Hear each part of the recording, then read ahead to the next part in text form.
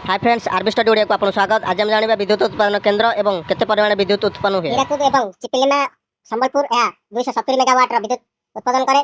नालको जहाँ अनुगुली अवस्थित 600 मेगावाट विद्युत उत्पादन हुए। तालचेर थर्माल अनुगुली जिले अवस्थित 250 मेगावाट विद्युत उत्पादन करार क्षमता रही है।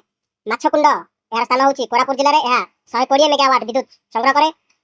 अपर कोलाब एवं अपर इंद्रवती कलाहांडी जिले में अवस्थित 320 मेगावाट विद्युत उत्पादन करे। रेंगाली प्रोजेक्ट ढेंकानाल जिले में अवस्थित 120 मेगावाट विद्युत उत्पादन करे। सुवर्ण रेखा बालेश्वर जिले में अवस्थित 100 मेगावाट विद्युत उत्पादन करे।